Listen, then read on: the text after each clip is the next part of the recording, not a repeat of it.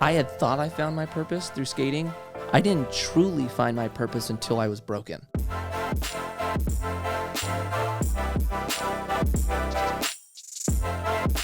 You need to really find out what you enjoy doing. Instead of the math skills, go get life skills. This might be the biggest thing any of us have created. You never fail. Have you really succeeded?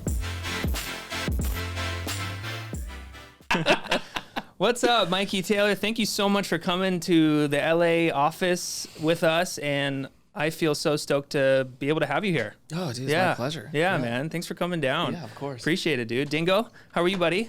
I'm good. I'm hanging in there. I feel good. I'm like, we got Mikey Taylor in here. I think I think we have a very interesting story today about how you became like the second phase in your life, which not a lot of people get. No. Yeah. I died twice. Right? You were this like pro skateboarder, big deal in skateboarding. And I think like, let's start there about like, where you grew up and how you got into being a pro skateboarder. Yeah. All right, here we go. So I got into skateboarding very organically. I saw some kids with a skateboard and I thought they were cool. So I wanted to mimic them and I got a skateboard. And prior to that, like I'd always go through these phases of like, I'd see a kid with a bike, I'd get on a bike and I'd be obsessed with biking and I would do that for like 4 months and then I'd see another kid doing something else and then I would do that. The same thing happened with skating except it lasted longer than the typical 6 or 12 months. It just kind of never went away. Yep. And it was the first time I experienced like fully becoming obsessed and consumed with something. And that's really how it started and the whole like transformation into a career was just I didn't want to stop skating. It was really that simple. Did you think that was possible for you at the time? Like, was that your goal? Was it like, I'm going to become a pro skater? No. Or you were just having... No, to tell you the truth, it was like, I knew I loved it. It's all I thought about. It's all I wanted to do. And at that time, the skate industry was so small. It wasn't like it is now. There was no money or future in it. And I came from a small suburb that like the idea of like you becoming a pro at anything was so obscure. Where was that? It was, at that point, it was Agora. Okay.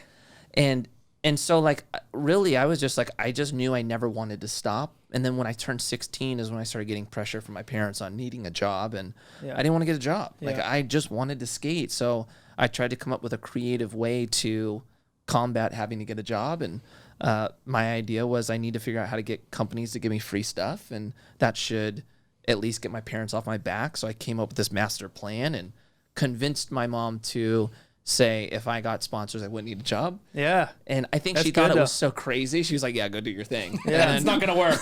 And then I just had to that was the beginning of me trying to crack the code on how to get sponsored. So how did that, what was your step-by-step at that point? What was how do you even begin to, do you just start randomly cold calling companies? No, what I did is there was a kid who filmed. So I convinced him to film a 3-minute tape of me skating. And then he put it on a VHS tape. I brought it to like Kinko's or something. And I made 40 copies of I can't even remember. Was it Kinko's? Did they do that back then? Anyway, I had it copied. They probably did. Right. Blockbuster, Kinko's. It was one of them. So I made 40 copies and then I went through the magazine and when companies would put ads out, every once in a while they'd leave an address at the bottom. And so for anyone that had an address, I put that address on one of the tapes. I put attention team manager and just let 40 of them out. Yeah. And then I didn't get any callbacks. It didn't really work. And so I convinced the kid who filmed to film me again because my video wasn't good enough and started the process all over. And then the second time I got 3 companies to call me. Cool. What companies? My first callbacks were Venture Trucks, Maple Skateboards, and Duff's Shoes. Wow. One of those is still in business. Who is it? Venture. Yeah. One is still in business. That's amazing. Hey, look, you got to get started somewhere, right? So that happens. Then you go to your family, and what do you say? So basically, I was like, hey, look, I got sponsored. Yeah. Right? And they were like, okay, this is crazy.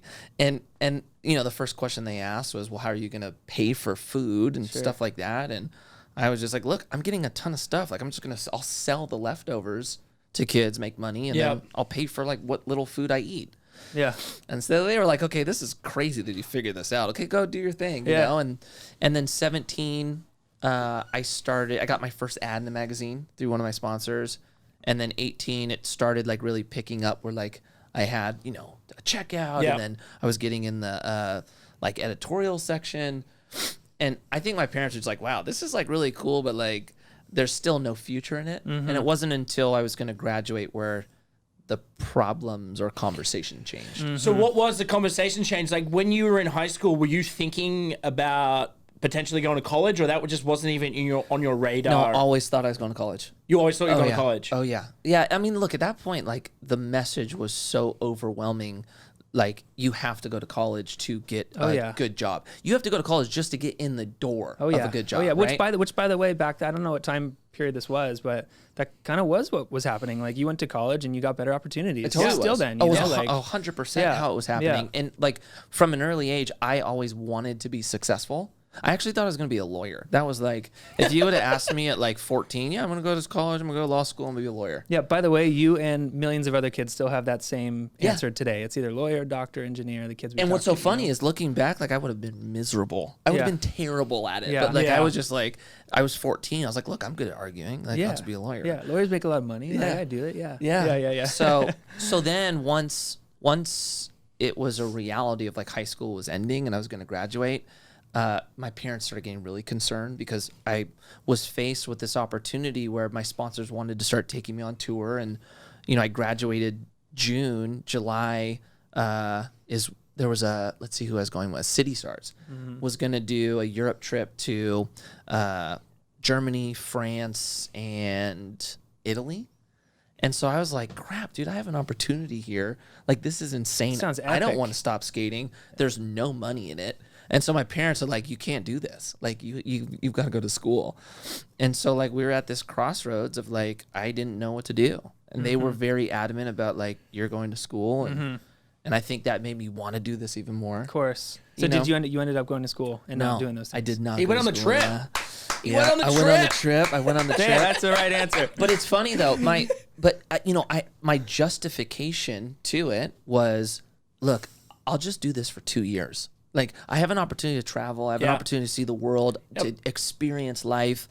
I'll do it for 2 years. I'll get it out of my system. Yeah. And then I'll go back to school. Yeah. That was the original plan. I think that's why my parents are like, okay, we're okay with that. Yeah, which I think is such a cool conversation now that a lot of people don't have. It's like seniors in high school, the immediate next thing to do is we got to go to college because that's the thing to do. It's like this kind of 2-year thing I think is such a cool way to kind of go out and explore and try things. And like, you can go to college when you're 30. Like, you can go to college anytime you want. I think right? Like, if that's what you want to do. 100%. People don't explore like right out of high school like they should. And going back to like even the industry of like, the way you went through it, like traveling the world with your friends, doing the one thing you love more than anything, and learning about the world is like you can't do it any better way. You're totally right, and it's funny. Even if that path would have been my path, right? Okay, I'm really only going to do this for 2 years.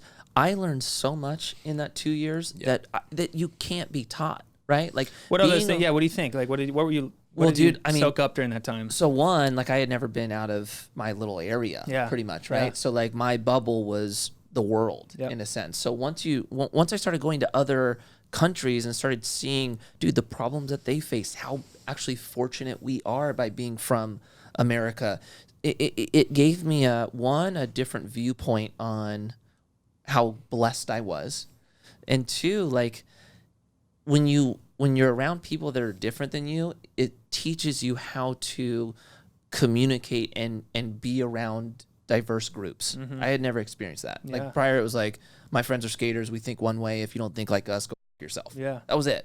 So there was like, I mean, dude, a ton of learning lessons in that. Yeah. Yeah. I think one thing that school really does well at is teaching kids how to learn.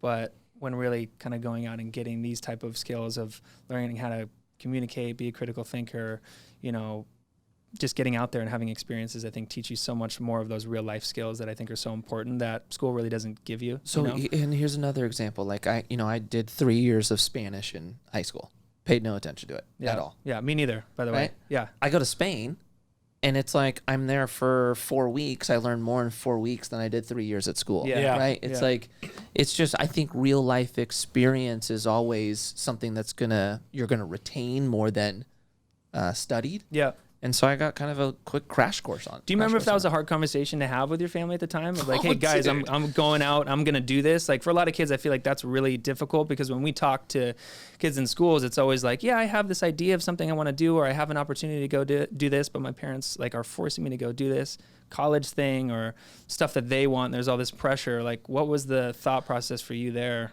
So there was pressure in the sense of my parents did not want me to go down this path. Yeah. But they didn't give me like a hard no. If they would have given me a hard no, it would have been more challenging. So it was, my parents were always good about having conversations, right? Like we can talk about this, you discuss your feelings, we'll discuss ours, and we'll try and come up with a mutual understanding of it. And we had gotten to that point, which helped. If we wouldn't have, oh my gosh, I would have done it anyway. Yeah. You know, and that would have caused so much more challenges in our relationship if I would have done that. Yeah. So in that 2-year period, your skateboard career obviously picked up and sponsors came. Yeah. So basically what happened is I'm off on my first year and I'm like making like $800 a month and like I'm traveling and life is good. And then all of a sudden Tony does a 900 on TV, and skateboarding felt like overnight had become mainstream. Yep. And prior to me, I remember that. Yeah. Right. So cool. I'm a senior, right? I'm at a pretty decent school. We have, 7 friends, and those are the only other guys that skated, and no one else really liked us, right? I was never invited to anything. That next year, I go on that tour. I'm a pro skateboarder for a year. That second year, I come back, and all of a sudden, all these people that I went to school with that thought I was whack, like I'm the man now, right? It was like we were living in a different world. And what happened with that is once you had the mainstream thinking skateboarding was cool, the industry just started booming, and we started making more money. Yep. So that was when like that second year, I was like, holy crap, like maybe there's something here for me, Yeah. And then that original 2 years get out of my system, I threw that out, and it was like I'm stepping on the gas. Stepped on the gas and had a very long skateboard career with pro model shoes and decks and the whole thing, the video games, the contest. Like you became like one of the most well-known snowboarders in the world, skateboarders in the world. Sorry. No, I get it. I do it all the time. Snowboard, skateboard talk. It's all the same, right? It's all the same. But like you did, and then like at what point did you start realizing, or did you hit like, oh wow, like this isn't going to last forever. How, like, because all of a sudden you've got money coming in, right? You got checks coming in from shoe deals, and it's coming in from all angles. Yeah. And I assume that you had that point where you're like, buying a house, this, and you're like, okay, you're living that elite skateboard career. Yeah.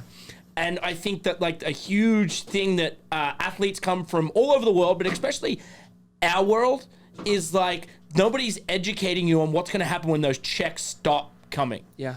You're totally right. And where was that point for you? Did you see that coming, or did somebody have to? Was there a mentor, or was there somebody that came up that was like, hey man, like this isn't going to last forever, and you're going to have to figure out like how you're going to keep paying that house payment, how you're going to keep this, how you're going to feed your family. Was there somebody that helped you come to that point at the end of your career?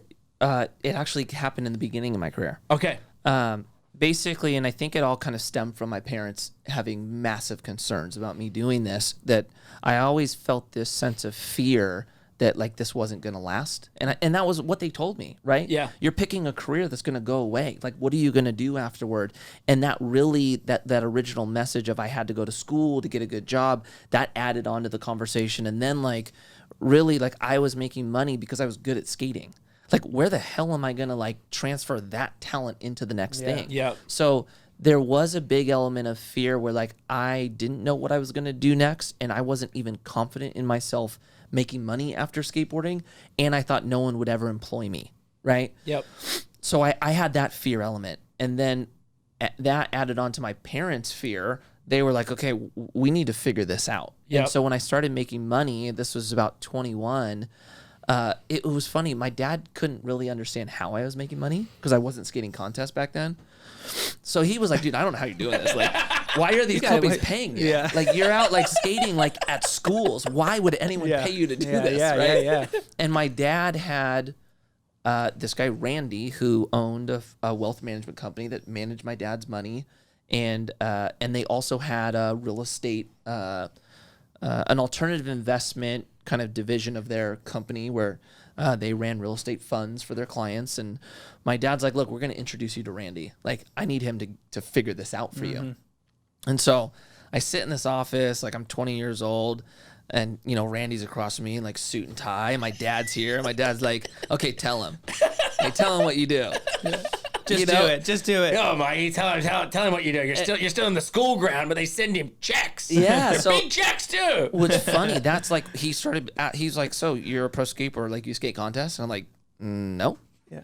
And he's like, so then what do you do? I'm like, oh, like I jump off stairs and rails. And he's like, so who pays you? And I'm like, companies, right? And he's like, why? Right? He couldn't understand it. I'm like, well, like I kind of told him, like, look, people like see me being good at skateboarding, and it's the idea that they want to be like me, and so they'll wear the stuff I'm wearing. And he's like, okay, so like, what, do you have contracts? And I'm like, yeah. And he goes, so do you have an agent? I'm like, no. He's like, what is this? What is happening? Who is doing this? Yeah. And I think he thought it was so crazy, and it was so different than like the typical client that he works with, that he really took this like hands-on approach with me, which I am forever grateful for.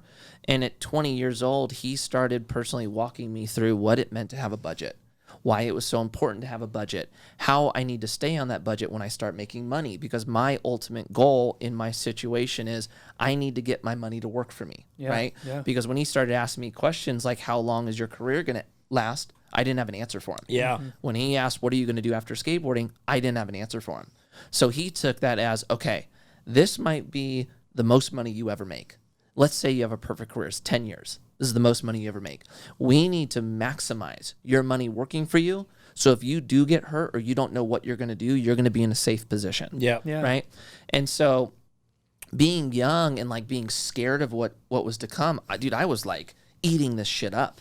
Right. Until I watched all my friends start buying nice stuff. Yeah. Right? I've got my friends buying S550s and car or houses and all this jewelry, watches.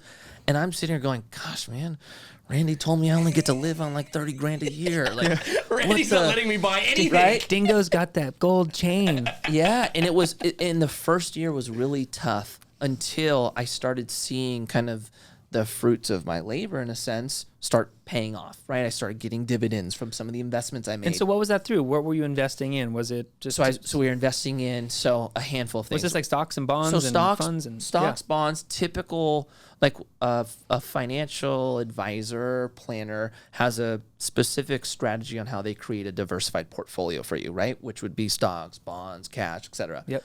But what was unique about him is that they had a real estate division as well, which would be an alternative investment. Sure.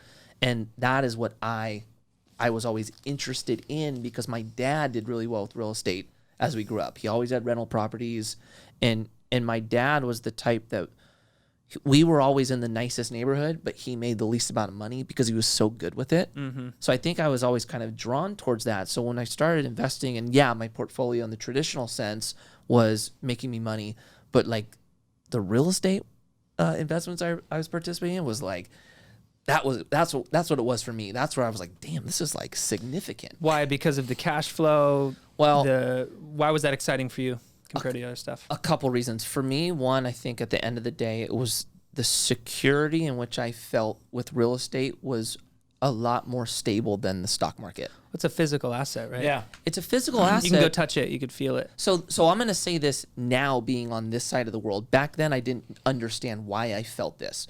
I just thought, oh yeah, everybody needs real estate, so it's safe. That's all I knew back then. Sure. Being at the point I'm at now, yes, that does apply. Everybody needs real estate, but real estate is very slow to react, right? So like when you have the stock market and you have Trump say something crazy, people instantly, freak out. Stock market's affected. Yeah. You have Elon Musk say something on Joe Rogan, stock market instantly affected. It's crazy how emotional the stock market, the ups and downs of the stock and bond market are just like because of emotional reaction. That's exactly right. Crazy. Real estate operates incredibly slow that way, so it's not as volatile when things happen. 1, 2, I like a physical asset, and 3, there was something about having Randy, who was managing and creating these investments, and I knew Randy as opposed to these random imaginary people that did exist that I never knew or had access to, that I was putting my money into their companies, right? Mm-hmm. And so I was always kind of drawn towards that. Yeah. But once I started seeing money come in, it made it easier for me to not compare myself to what everybody else was doing, because I started becoming addicted to the game of like, oh my gosh, like, yeah, this isn't a very significant amount of money yet, but like if I keep staying disciplined and strict on my budget and I keep investing in these investments, this money's going to get big enough to where I can live off it. And then I'm going to be the man, right? That was like my whole thing. And that's at least what helped me. But I wouldn't have had any understanding of that if it wasn't for them and my parents. So how old were you? I got so many questions. It's so crazy because like none of your peers were doing that. No. How old were you when this was happening? This is like right 2021. 21. Yeah. What was I? 21. I was like jumping off of bridges, and I mean, I wasn't thinking about. Yeah, but you know what's funny, man? Like that. This is what I think about. This is what I think about athletes, right? Our timeline is super sped up, right? One, I think we experience purpose and passion faster, or even for the first time, where most people don't, right? Mm-hmm. And once we experience it, I think that's what makes it so challenging for us to leave our career, because we know how powerful it is to do something you love, mm-hmm. right? Two, I had a career that only lasted 10 years when everyone else has a career that lasts till they're 65. Yeah. So it at least forced me to go, holy shit, I have to figure this stuff out now, because everyone else, I'm not going to be in the position to figure it out later when everyone else gets to. Yeah. I don't have that luxury. It's so many athletes, right? In so many different areas, all these sports and stuff where their careers are done at 30. And you got to start thinking about that next thing, which a lot of these people aren't thinking about. How do I invest my money? It's like, how can I spend it? And how can I go get that car, go do that thing? You know? That topic is my life now. It's that more than anything. And also, too, I think you went through something that when you were 16, 17, you had kind of had this taste of success and money coming in from sponsorships and from something that you were talented at. I think you getting that taste first allowed you second to start thinking about, like, how do I invest it and how do I start to think about my future? Because I think without having gone through that, you're not going to start out by thinking about the first $5 I get, I'm going to start investing it. You know, I think you kind of have to go through steps in order to get to that mindset. Well, yeah, and right? typically, like, yes, one, yes, you're 100% right. Yeah. Two, I think it's a split of two things. The biggest challenge is when you're young, you feel invincible and that things are never going to end, right? So typically what happens is you don't start planning until the wheels start falling off, which is not where you want to start planning, right?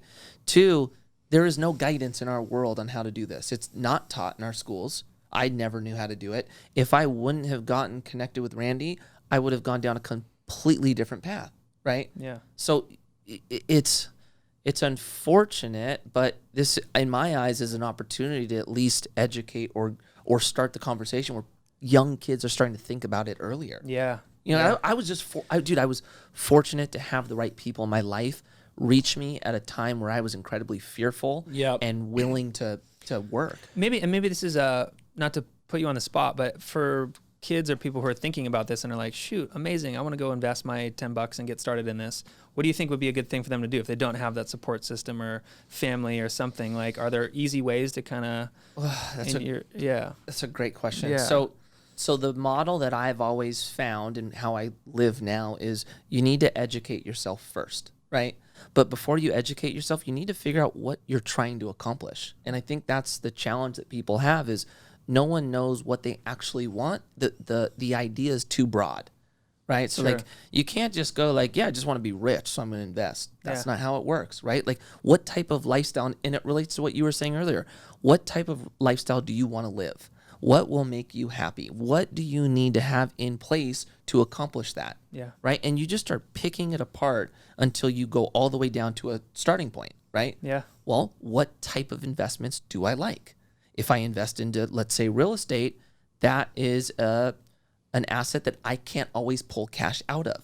So you have to be in a position to not need money quick. Whereas the stock market, if something happens and there's an emergency, you can pull the money out. Yeah, right? Sell it right away. Yeah. So you need to assess what situation you're in now, where you want to go, and start taking the steps on how to get there. But that's done by either educating yourself or finding somebody who does it that you can participate in their company or success or experience. Yeah. It's so crazy because like through your career, which the skateboarding career, was like a setup to like what you do now. 100%. Because your dad and Randy sat you down and said, listen, like, we've got to figure this out now. So you had to figure it out at this young age while you're going skateboarding, collecting these checks. But those checks were coming into your bigger investments that essentially when the skateboard checks, well, you still get paid to work for some skate companies, I would assume. No. You don't have to anymore. Completely done. No, I lost all my income overnight. You did? Yeah, almost 3 years ago. Oh, crazy. All right, so let's go there for a second. Okay. So When you lost it all. it's crazy because it does happen like that. Happened overnight without expectation or warning. It was just a phone call of like, you're out of this, we're out. Yeah, so so as a skateboarder, and I think any other athlete, the only future that we're certain of is the length of time in the contract we signed, right? So if you have a Nike deal for 3 years, okay, you can count on being a pro for 3 years. Yep. And after that, you don't know. And so that's how I lived 15 years, except I always expected for it to be over on that last deal. Yep. The thing that caught me off guard is so as I started getting older, right? I started wanting to create my own visions, and I wanted to participate in everything that I built while I was relevant of influence. Yep. To experience the benefits of that when I wasn't. And so I went on this path of trying to own essentially everything I was marketing. And I didn't get to the point of owning a shoe company, right? Which is the largest paying sponsor for us. So I started a board company. I was marketing my own board company, clothing, same thing. So I have not two massive categories. I have two categories that I'm promoting that aren't paying me yet because I'm using my influence to build my investment in these brands. The shoe company is paying me, right? So now all my eggs are in one basket in a sense of the revenue I'm making. And I had a contract that had, I think it was a little over a year left on my deal. And it was with DC Shoes. And they went through like a massive restructuring, and my image didn't fit with where they wanted to go. Yep. And so they found a loophole in my deal. Man. Dang. I got an email from the new guy, and he was like, hey, we want to talk to you about everything that's going on with DC. I was like, cool, man. I'll talk to you on Monday. Called him. Hey, man, what's going on? Actually, we're moving in a different direction, and you're not involved in that. This will be your last check. And I'm like, wait a minute. I have a contract. Well, yeah, sorry. Here's the clause. You could take us to court. They write those contracts to break them. I've had friends at bigger companies in DC, like, same thing. They just go on and found the loophole. And dude, the challenge is, the thing that's gnarly is that missed my lawyer, right? Yep. And they applied it to other athletes on DC, and the majority of them had lawyers look at it as well, and they didn't catch it either, and it was kind of gray. But like the position we were in is like, look, you can like take Quicksilver, which was bought by Oak Tree Capital, so you could take Oak Tree Capital to court, and that's going to be a disaster, or just swallow it, dog, and move on. Wow. You know? I called Deerdick when it happened. Asked his advice. And what did Rob say? I thought he was going to be like, take him to court, get him for everything they got, right? And he goes, take the L, dog. Take the L. Take the L, move on, man. Yeah. It happened really quick for him too. Exactly. 1 minute he was old DC on TV and this and that, and the next thing you know, he's wearing Nikes. Just like that. Yep. Same thing happened to me. Yeah, they found the loophole. But you guys had built stuff much larger than skateboarding, and I think you guys have always stayed true to skateboarding. When did you start heavily investing? Because I know that you were part of the St. Archer. Mm-hmm. I was a co-founder of St. Archer. Right. So like that was one of the biggest acquisitions and sales in a short amount of time that I'm aware of in the drink industry. Yeah. How did that come about? So it was dude. What's funny is like, and you'll notice this, my life as far as the opportunities I get into aren't calculated, right? I wasn't 14 going, I'm going to be a pro skateboarder like Paul, right? Paul is so focused on what he's going to be, and then he goes out and creates it. Paul Rodriguez. Yeah. So St. Archer, like my skate career, was this random phone call I got from this guy, Mike Moe, who's another pro skateboarder. And him and his brother were like drunk the night before. And his brother's like, dude, I came up with the coolest name, like Glassy. Like, we should do a sunglass company and call it Glassy. We'll be the sun haters, right? Glassy. And so Mike Mo calls me the next day and he goes, hey, dude, my brother had this like crazy idea. Like, he came up with this name And so we're going to start a sunglass company. Like, do you want to do it? Yeah. And I had been with this guy, Josh, who was a filmmaker at the time, and he filmed surf, and he had just made this video, Union Express. And he took a surfer, and they started in San Diego and took the train all the way to San Francisco and stopped along all these spots and surfed on the way up. And he wanted to do that same video and skate. So him and I were in San Diego, which is going to be the first stop of the video, when I got this call. And so I got the call, I put the phone down, I look at Josh, I'm like, hey dude, what do you think about glasses, right? Like glasses. And his response was, dude, glasses are cool, but like everyone does glasses in our world. Like it's been done over and over. Like it'd be cool to do something like that's just like crazy and never been done for us. Yeah. And that conversation was at 7. And we started talking, we basically got stuck on that tangent and started talking about all these ideas until 11. And we were sharing a hotel room. And so, we ended up, okay, we'll talk about it in the morning. We turn off the lights and 5 minutes had gone by. And all of a sudden he blurts out in complete darkness, like beer. Like, what about beer? Right? Like beer. And I was just like popped up, right? Like just out of the dead, turn on the light. And I was like, beer? Are you kidding me? Yeah. And he goes, yeah, what do you think? And I was just instantly like, dude, that's genius. Got one. That is genius. Yeah. And it was right at the time where craft beer started making its way out of this like niche core market into the masses. It wasn't masses yet, but you started seeing kids bringing craft beer to parties where that wasn't normal. And so we were like, holy crap, dude. Yeah. So we stayed up another hour talking about it. We end up going to sleep. We wake up in the morning, abandon the film. We start driving home. And Josh goes, hey, dude, call your boy Paul Rodriguez. Call your boy P-Rod. And I'm like, and he didn't know him back then. I'm like, yeah. And he goes, yeah, man, like he invests. Like, let's go pitch this idea. So we're driving home from San Diego. We call Paul. He meets us at Starbucks off Canaan. We have no idea what we're doing. Paul, we're going to do a brewery. You in? I'm in. Let's go. Let's go. So we spent the next year figuring out what this even meant. We would call other breweries and take meetings with them. Like we were trying to figure out if we could do a contract brew because we knew how to market brands. We didn't know about beer. Right. So our original idea was like have somebody else make the beer and we'll just put our logos on it and market it. And so we spent, 6 months exploring that option, and we kept getting to a point where if we go down that path, we're going to have to start our own brewery. There's just zero margin in it. Yeah. So we kind of decided, you know what, shit, if we're going to do this, let's do it. And so we didn't have enough money to support that. Did you guys go out and raise? We had to raise money. Yeah. And I didn't know how to raise money. Paul didn't know how to raise money. Josh didn't know how to raise money. So I called my guy Randy. Back to Randy. Right? Back to old Randy. So me and Paul and Josh go set up a meeting with Randy. We're all in there telling about this idea, and he goes, "Okay, shit, this is a great idea, but there's a lot that needs to come into play." So he basically worked with us for the next 6 months, getting everything set up. At this point, I didn't know what a PPM was. I didn't know what a sub-agreement was. I didn't know how to pitch to investor. I didn't know the questions investors would ask. Not just me, any of us three.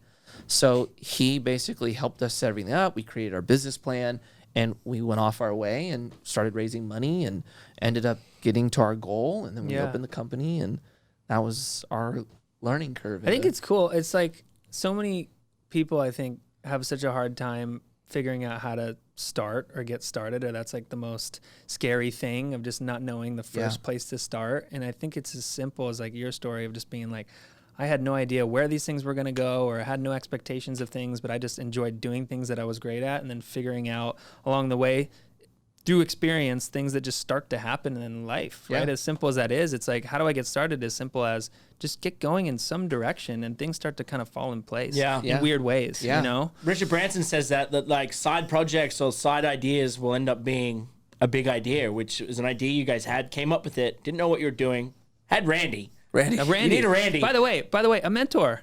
Yeah. Solid mentor. I've had a mentor. You know? I've had a mentor in him for my entire, from 21 till today. It seems like he's been such a huge piece in like every part of your growth. And for a lot of people now, because now that business plan that made out, you've got a lot of friends that make money that necessarily don't really know what to do with it. Here, we've got a business plan. Here's a drink idea that we have. Mm-hmm. We're going to go raise this. We're going to see how it happens. Yeah. And you guys seem to hit the craft beer thing at perfect time, the right time, because all of a sudden you've got deals in all these stadiums. Yeah.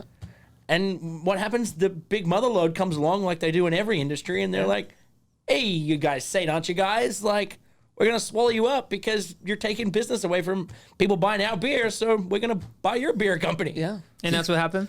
Yeah, we ended up selling it. Yeah, amazing. Yeah. Amazing. When was this? This was... We sold to October 2015. Okay. We sold to Miller Coors. Yeah, amazing. Yeah. So rad. Yeah, it was crazy. Yeah, it was crazy. At that point, what was what was your distribution? Like, how was it? We were only in California. Okay.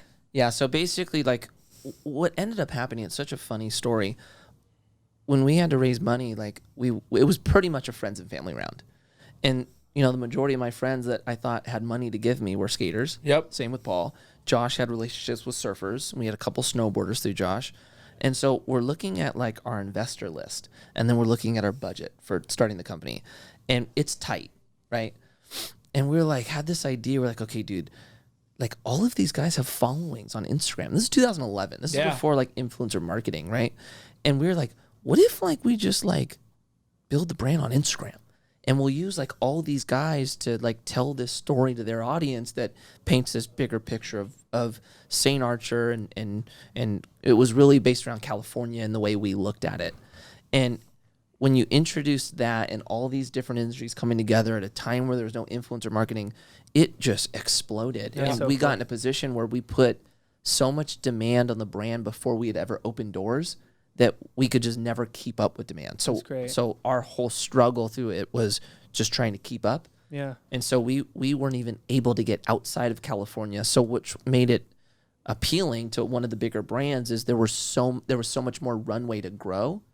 And that's where I think that mixed with Josh being like one of the most incredible negotiators I've ever known, that combination put us in a desirable situation. Have you, so what other fields, like, moving forward would you want to get back in the drink business? No. Yeah. In and out. Done with it. Real estate's That's your, all I do now. well, it's it, right? That's your 99% of my time. Yeah. Yeah. For me, this is my thought on it, and it doesn't have to be right or wrong, but this is my view. I think it's really hard to duplicate something you've already done, and going into a industry like beer that was this perfect opportunity at this perfect time, it's like perfect storm in a sense. To go out and try to create that again, I think is almost impossible. So I actually like finding different industries that I can apply a lot of the same tools that we used here in something that hasn't been seen before. Yeah. I think it's easier to succeed that way. And so I always try to do something totally different than the time before. Yeah. Just my Totally. belief system on it. Totally. That's what we're trying to do at Find Your Grind. We're taking all these components of the worlds that we know and throwing it into the pot and saying, hey, let's go figure it out. We want to help kids. We know there's a huge gap and a problem that needs to be solved. And we're just throwing ourselves into it, putting a hand up saying, hey, we're going to come here and help try and solve these problems and help the kids of this generation find out who they are and go, give them opportunities to go be the best they can be, and I think that's in everything. It's like, take the skill set you've learned.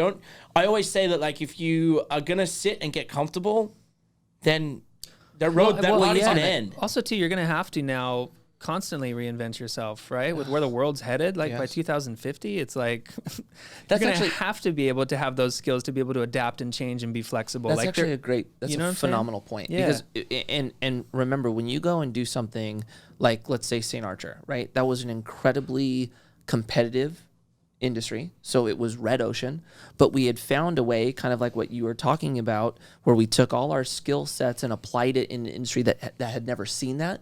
So we almost created this blue ocean experience in a red ocean environment, right? Yeah. But what happens is once you launch something like that, then everyone else follows. Yeah. Right? So then to create something again, now you're truly starting over in red ocean scenario, where I like basically taking our model, finding an industry that I actually do like going into red ocean environments because I know there's demand there, and finding a way and creating a blue ocean environment instead of trying to come up with this new idea that no one's ever seen. But to your point, it's so like true. Reinvention. Yeah. Reinvention is everything when you think about it. It doesn't even matter if you're an athlete, an entrepreneur, if you're an employee. You have to be constantly reinventing yourself, or the next guy's going to come in and swoop you up. Yeah. So I think to that point, that's massive. But I think it's so cool to be able to like go into a completely different territory and area and just have the ego drop to say, shit, I know nothing about this area now, but I'm still going to get into it because I know before I was able to make it happen through having these skills to be able to grow it and figure it out and do all that stuff. The you know? ego drop was the big key to what you just said. Yeah, for sure. Which is hard. You know? Yeah, hard. That's so hard. Yeah. Hard. Drop the ego. Yeah. What's Kevin say? The ego is not your amigo. Ego is not your amigo, yeah. It's huge. Yeah. But I think what you guys did too was so smart, looking on a marketing standpoint of like, look how many people we have that were influencers before people were saying they were influencers. They just had big followings on this like social platform. And by doing that, you took marketing that you'd done your whole life and career and put it into something new and said, hey guys, like, let's all put our heads together or our followings together and create this like marketing dream that would cost other companies millions of dollars. Yeah. And you're like, no, we're going to do it for free. They're investors. Yeah. Yeah. And you see that all the time now, right? Yeah. It's like that was kind of the beginning of when this whole thing happened. And You it was see a so many- fluke. It was, again, it was a fluke. It was us trying to save money on a marketing budget. Yeah. I remember going to a stadium and being like, is that St. Archer? I'm like, Dodger Stadium. yeah. And I was like, wow, awesome. like there's like, those That guys was are cool. doing it. That you was know? Josh. That was cool to see, you know, you penetrated the circle that like needed it on a time when craft beer was, and now look at it. Yeah, you wouldn't be able to duplicate that now. No. Oh, the industry's changed completely. We couldn't do what we did back then again. Yeah. It's just the landscape's different. So cool, man. Yeah. So cool. Are you also still, because I know you've helped out a bunch of different athletes like below you. Is that something you still try and do to help educate younger kids coming through? Yeah. I mean, I feel like I do that more than anything now, actually. Yeah. Like, you know, that's really why I started the company I do now, which is Commune Capital. I felt very fortunate, like what we were talking about, to have guidance at a young age. The thing I struggled with was in the skate world, it's frowned upon to talk about you wanting to be successful or you setting yourself up for everything. That's like not cool, right? And so I had this issue as a kid of not being confident in myself saying I was doing something different. And I lived almost like two different lives, right? It was like I was the skater guy who like life was all good and like I wasn't talking about anything I wanted to achieve. And then once I was outside of the skate community, it was like, how do I get my money right? Mm-hmm. And it was unfortunate because once it all panned out and I lost my sponsors and I found the position that it put me in, I felt like I had done a disservice by not being confident enough to just say what I was doing, because I think that could have helped a lot of kids at a young age if I would have just been like, I don't give a shit if I'm going to get backlash. This is needed. Yeah. I just wasn't able to do it back then. And so having experienced the transition I went through, I wanted to kind of, one, create the opportunity that they could participate in like I had when I was younger, and really to like help educate these kids at a young age that like, dude, you need to be paying attention to this right now. You can't wait until you lose your sponsor. You can't wait until you're older. Like there's a moment in time where you have a window of being relevant, right? There's a moment in time where like you're going to get into doors that you're not supposed to be in because of who you are in this world, right? Yeah. So take advantage of that. Set yourself up while this golden era is happening. So even though my business is real estate and it's more on the financial side, the majority of my time is spent towards educating and opening this type of conversation. Because nobody else is doing it. You know, it's like I look at the sports agents and the agents themselves, and I'm like, man, like you guys eat off these kids. And then as soon as that paycheck stops, they're like dead to you. That it's like crazy to me that like agents haven't done that prior, that it takes an athlete for himself, somebody that's gone through it, that had mentors, that was lucky enough to be able to be privileged, to be able to put your money in the right places, and now you're giving back to it. But I just can't believe that there hasn't been more people doing that. So the crazy thing is when I started doing this, I started having athletes from different industries reach out. I had a football player. Yep. I had the same conversation with a football player, right? About the skate industry and like we don't have like guidance and the agents aren't doing it. Like I shouldn't say, I don't want to say all agents are evil, but I just felt like agents weren't helping us do this. And kind of what he looked at me, he's like, look, dude, in our world, agents don't give a shit about us at all. The owners don't give a shit about us at all. They just want to make money. Yep. They're not in it for you to make money beyond them. They're only in it to make money while you're in a position to make them money. So it's like, dude, when I realized that, I was like, holy shit, like this is a massive problem for every industry. But I think skating, like even on the agent side, like even having agents as skaters is new. Yeah. Right. So it's like, I think our industry is just behind times on like everything else. kind of getting there, you know, and it's because skateboarding has slowly become more mainstream, and now with I think the Olympics coming into it, it's only gonna grow. Yeah. Because I saw that happen with snowboarding back in the day. Like snowboarding's been in the Olympics since '98. Come around 2002. They all had big agents because the money had come in, right? Yeah. If you could go get a podium at the Olympics, you're gonna go sign a real deal. Yeah. You know, so it's been there a little bit longer than skateboarding, but I see that has kind of started happening there. But I think that it's crazy, and you probably do have a lot more different athletes reach out to you. I look at basketball right now, right? Or like any sport, but basketball, you see all these transitions of players going to the different teams. There's no loyalty now, and the reason there's no loyalty is, in my opinion, because the owners of the teams have built it that way. I agree, but I'm going to challenge you. Okay. Right? In the skate industry growing up, and snowboard might have been similar. When I was a kid, all the companies talked about was loyalty, right? This is family. We're here together. Like, we got your back for life. It was almost like this gang mentality, right? The problem is it wasn't a true loyalty. They were using that to not have to pay you what the next company was offering you that was beyond that, right? So when I grew up, I was like, fell victim to like, I'm going to be down for these guys for the rest of my career. Alien Workshop was a perfect example. When I got on Alien Workshop, it was like, I will never quit. I don't care if you guys go through hell, I will never quit. What happened? They kicked me off. Yeah. So it's like, really, I actually think that we need to start treating all of this as a business, right? Because these companies do not look at us or care about what happens after, right? A company is here to make money. And we are the tool that assists them in making it. So until we look at them through the same lens, we're not changing anything, right? So it's like, I think all of us need to wake up and go, you know what? We are fortunate to be passionate about the career we have. But like, these companies do not care about us. So stop treating them like they're our boys. They're not. They're a business. And we are doing a transaction with that business, and take it to the level at which it really is. And look, it sucks saying this. Like, if 10 years ago, I listened to myself saying this, I'd be pissed off. Like, who did you become? But that's the reality of it. It's like, we're going to sell ourselves short and ultimately become the ones in pain if we don't start seeing things for what they are. Right? So it's crazy. Wow. Crazy, yeah. Same thing that I feel too. When I was first signed by a record label, it was like, oh my God, these guys are the homies. I got my A&R, I got my team, I got my this and that. 2 years after, we're dropped because it wasn't, it's about numbers, it's about what's happening, And like, but when I was 18, I was like, what just happened? Well, you're impressionable. Yeah. When we're 18, it's like, you don't think people are like in it for money. Totally. You think they're actually, when they tell you like, we like you and like, we want to help you, you're like, okay, sick. Yeah. So amazing, man. We had Mikey do the assessment test. Yeah. What did you come up against again in the beginning? What was your number one? My number one was entrepreneur. There you Which go. makes sense. That makes sense. We love it when it works out. It Right. works. I take the test. I find out I'm 98% employee. I'm like, holy shit! What are these guys doing over here? That's Yeah. so funny. I got a good kind of ender question that we like to ask people on the pod, which is, what does it mean to you to find your grind? What would you say? Such a good question. Yeah. What does it mean to find your grind? To me, it means to find your purpose. Like, that is something that like I was fortunate enough to have thought I found at a young age, but when it went away, I was left at like the beginning again.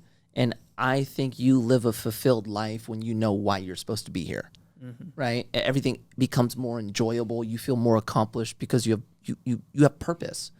And so to me, when I hear the word find your grind, it means you're finding the reasons on why you are who you are. Yeah, I love that. And I think that too sometimes takes time. Doesn't happen right away, right? Like finding your grind is that iterative kind of process, because I feel like you're constantly reopening a new purpose for yourself as you go through these different steps in your career, right? Yes. Which kind of happens over time. So I think it's, like for I guess for young people who are like, well, how do I find my purpose? How do I even do that? It's like, well, sometimes that takes time. Sometimes there are different moments that these, Think about this. I remember having the conversation with Sean White after that last Olympics. He's like, I know after the next Olympics, I'm going to wake up that next day and not have a purpose in my life, because I've woken up every single day since I was a kid to go and compete and have this purpose in life. That's crazy, yeah. And it's crazy, right? Yeah. He knew after that last Olympics, I'm going to wake up that next day and not have a purpose. And you're like, wow. Yeah.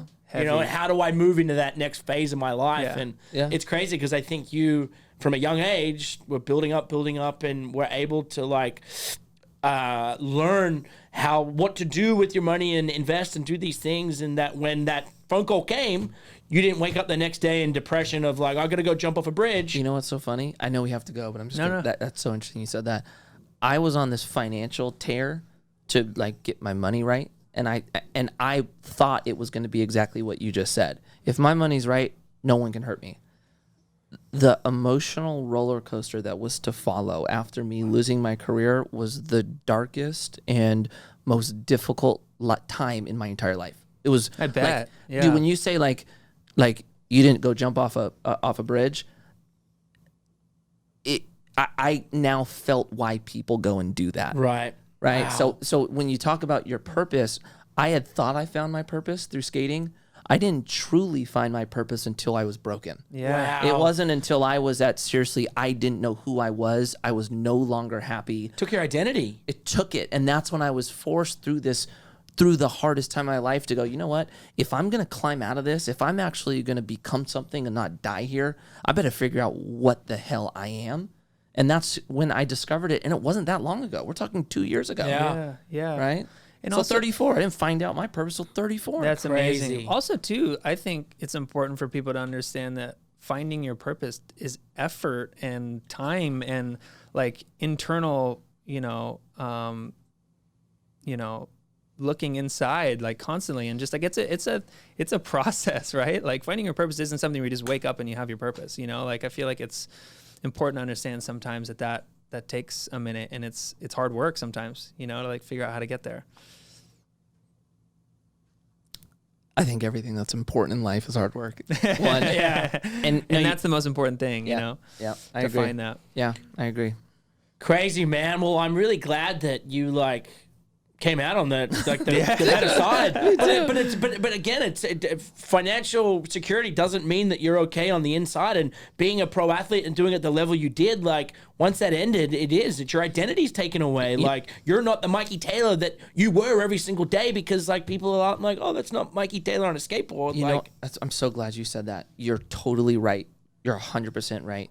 The thing that I was blessed with is when I lost all my sponsors, I didn't have to figure out how to go survive the next day.